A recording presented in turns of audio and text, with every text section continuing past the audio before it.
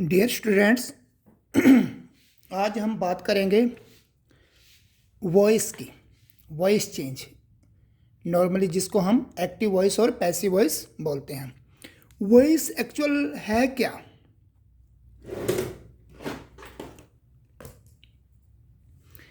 Voice it is a verb form. Verb की form होती है which shows whether something is done by the subject और to the subject, कि कुछ काम सब्जेक्ट ने किया है या उसके ऊपर काम हुआ है, इसको हम वॉइस बोलेंगे।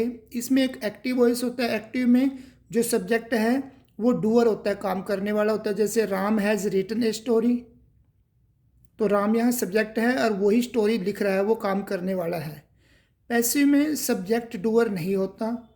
अ story has been written by Ram, यहाँ पर स्टोरी जो है ना, ये सब्जेक्ट है और ये डूअर नहीं है। स्टोरी नहीं लिख सकती, इसलिए ये पैसिव हुआ। मीन्स इसमें सब्जेक्ट जो है वो डूअर है, इसमें सब्जेक्ट डूअर नहीं है, काम करने वाला नहीं है। तो अब कुछ फंडामेंटल्स हैं जिनको आपको पता होना चाहिए उनके बारे में, और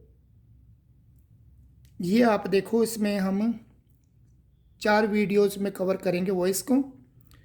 तो ये फंडामेंटल्स आपको याद करने हैं। जैसे इसमें जब पैसिव में कन्वर्ट करेंगे कोई भी एक्टिव फॉर्म को, तो उसमें बी की कोई भी फॉर्म लगेगी प्लस वर्ब की थर्ड फॉर्म।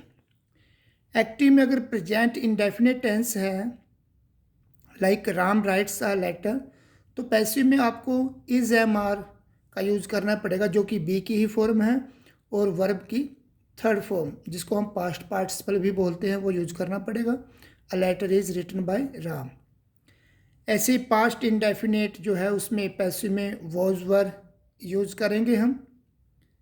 फ्यूचर इंडेफिनेट में हम यहाँ पर ये विल और शैल तो यूज होते ही हैं।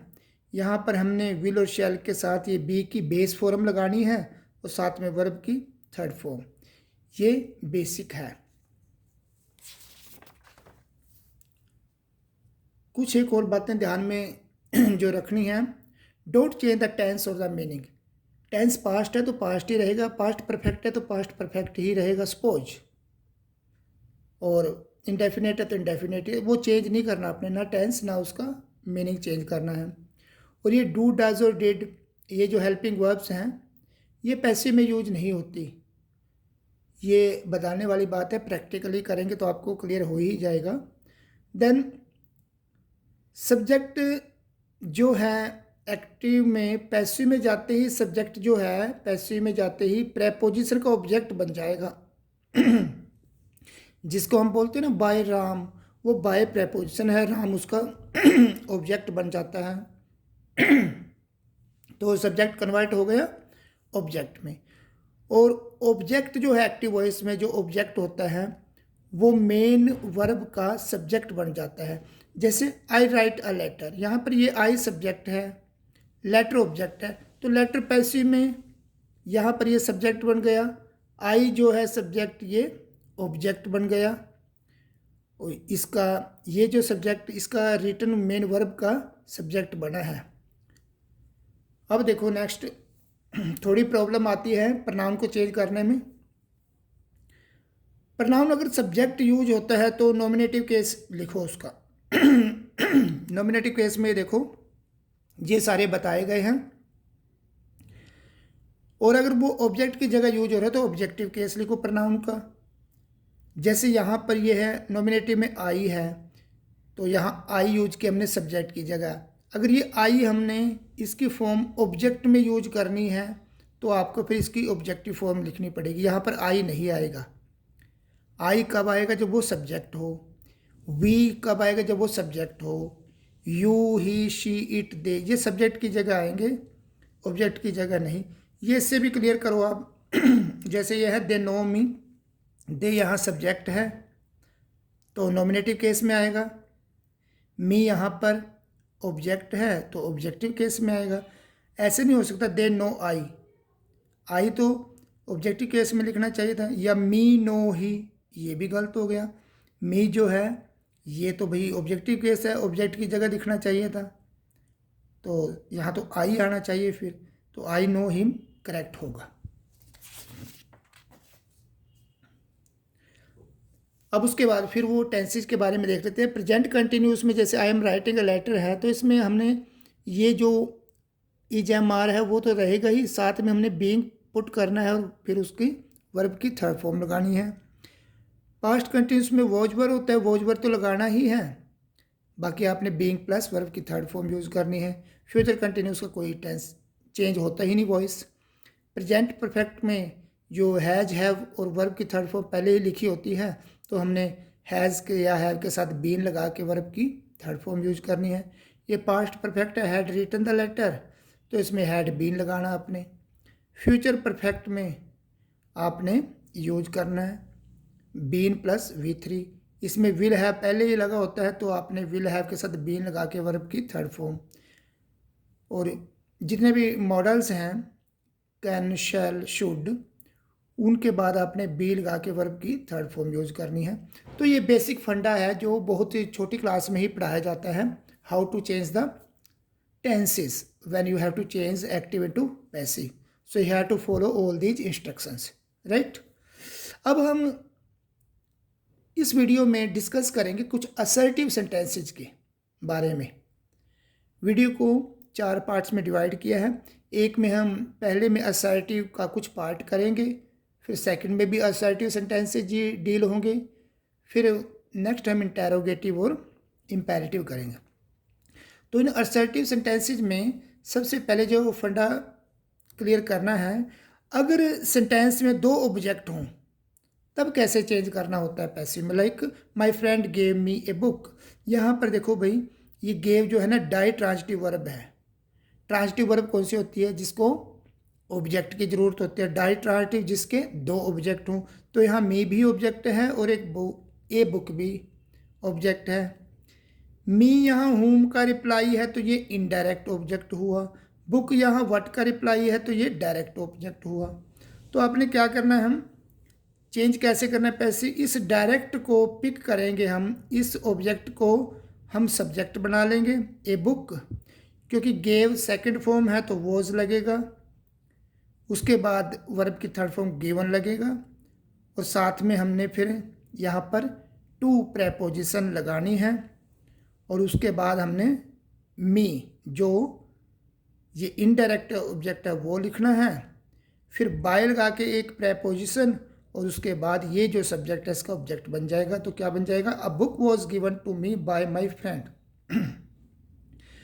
प्रीफर हमने यही करना है जिसमें डायरेक्ट ऑब्जेक्ट का सब्जेक्ट बनाया हो।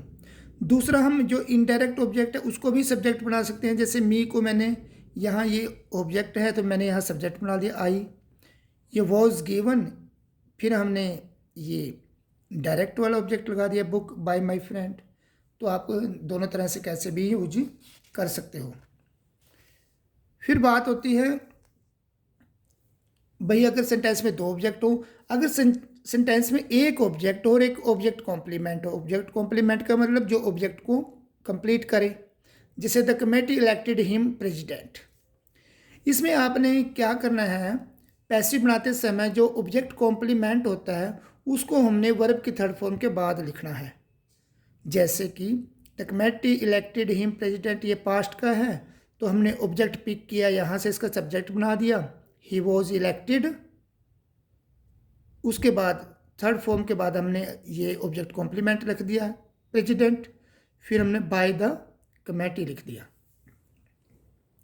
उसके बाद कभी कभी हम इंट्रोडक्टरी इट प्रोनाउन भी यूज करते हैं, और ये उस समय भी यूज करते हैं जब हमें सब्जेक्ट वेग हो, पता नहीं वो सब्जेक्ट कौन है, तो क्लियर ना हो, तब हम इट का प्रयोग कर सकते हैं। अभी सेंटेंस से आप देखो, they have decided that they will never tell a lie again. यहाँ पर डिसाइड जो है ये ट्रांजिटिव वर्ब है। इस ट्रांजिटिव वर्ब को ये पूरे का पूरा ऑब्जेक्ट है, और ये ऑब्जेक्ट का ये तो बहुत बड़ा क्लॉज है, बहुत बड़ा पार्ट हो गए। तो ऑब्जेक्ट तो एक सिंगल वर्ड भी होता है, लेकिन बहुत बड़ा फ्रेज भी हो सकता है और क्लॉज भी हो सकता है। तो यहाँ तो ये पूरा क्लोज है, तो इस क्लोज को हम पूरे को उठा के आगे ले आएँ और इसका सब्जेक्ट बनाएं तो बड़ा ही ऑकवर्ड लगेगा। इतना बड़ा सब्जेक्ट अगर मैं ऐसे लिखूं that they will never tell a lie have been decided by them, अजीब सा लगेगा बोलते हुए। तो हम इसमें क्या करते हैं, हम इस की जगह एक इंट्रोडक्टरी प्रोनाउन यूज कर लेते हैं इट। तो इसकी जगह, इस ऑब्जेक्ट की जगह मैंने क्या लगा दिया, इट लगाया, फिर पैसिव बनाया। इसकी जगह मैंने क्या लगाया, इस ऑब्जेक्ट की जगह इस ऑब्जेक्ट को उठा के मैं यहाँ पर ले गया, इसकी जगह मैंने इट लगा दिया, इट के साथ ये परफेक्ट टेंस है तो हैज़ लग गया, फिर उसको पैसिव में कन्वर्ट करते समय बीन लगता है, फिर वर्ब की थर्ड फॉर्म, और बाय के बाद फिर ये जो यहाँ पर सब्जेक्ट है इसका ऑब्जेक्ट बना दिया, दे का देम, और उसके बाद ये क्लॉज लिख दिया पूरे का पूरा, that they will never tell a lie again. तो ऐसे केसेज में जहाँ पर जो ऑब्जेक्ट है ना बहुत बड़ा क्लॉज हो, तो उसको पूरे को हम उस ऑब्जेक्ट का सब्जेक्ट पैसिव में नहीं बना सकते, तो बेटर है हम क्या करते हैं, इट लगा के बनाते हैं। पहले वाले का इसका चेंज कर देते हैं इट लगा के, और बाकी एज इट इज लिख देते हैं। सो ये केसेज कब यूज करते हैं, ज़्यादातर ऐसा भी होता है कि हमारी जो ओपिनियन की वर्ब होती है, ओपिनियन हमारी ओपिनियन क्या, I think, I gas, I imagine, I believe, I suppose, जिनके बारे में हम ओपिनियन बता रहे हैं उनको भी सब्जेक्ट बनाया जा सकता है कभी कभी। जैसे ये सेंटेंस देखो आप, everyone thinks that Mohan speaks English well. एक तो भाई इसको इतने बड़े क्लोज को उठा के आप इसकी जगह इट लगाओ, इट, और क्योंकि ये प्रेजेंट इंडेफिनिट टेंस है तो इट इज़, वर्ब की थर्ड फॉर्म थॉट, ये एवरीवन लिखना है आप लिख दो, लेकिन उसकी ज़रूरत नहीं होती, ये कंप्लीट सब्जेक्ट, क्योंकि एवरीवन जो है ना इसमें ये वेग है क्लियर नहीं है, इसलिए हम इट लगाते हैं। एवरीवन थिंक्स का क्या बन गया, इट इज़ थॉट, और उसके बाद हमने ये एज इट इज़ ये क्लॉज लगा दिया, तो ये पैसिव बन गया।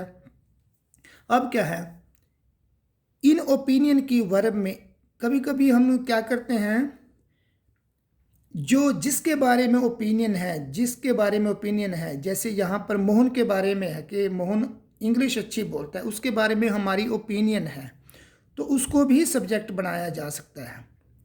उसको सब्जेक्ट बनाने का तरीका क्या है, मोहन इज थॉट, मोहन को आपने पहले सब्जेक्ट बनाना है, प्रेजेंट टेंस है तो इज थॉट आ जाएगा। उसके बाद ये जो वर्ब है इसको हमने टू स्पीक लिख दिया, to speak English well, Mohan is thought to speak English well. अब ये क्या है, ये इसलिए लिखा गया टू स्पीक क्योंकि ये भी प्रेजेंट टेंस में है, ये भी प्रेजेंट में है। अगर ये सपोज करो इनका टेंस चेंज होता तो फिर यहाँ पर ये इन्फिनेटिव, टू इन्फिनेटिव की जगह हम परफेक्ट इन्फिनेटिव भी यूज करते। यहाँ पर एक्टिव में मोहन स्पीक्स का सब्जेक्ट है, और पैसिव में वो इसका, यहाँ पर पैसिव में थिंक का सब्जेक्ट है, तो यहाँ पर इसका सब्जेक्ट हुआ और पैसिव में थिंक का सब्जेक्ट हुआ। तो दो अलग क्लॉज लिखने के बजाय हम क्या लिख देते हैं, इन्फिनेटिव लिख देते हैं। ये एक कंसेप्ट है। तो बस आज इतना ही करेंगे, कुछ कंसेप्ट लेकर के हम सेकंड वीडियो में देखेंगे एक्टिव वॉइस के दूसरे कंसेप्ट्स।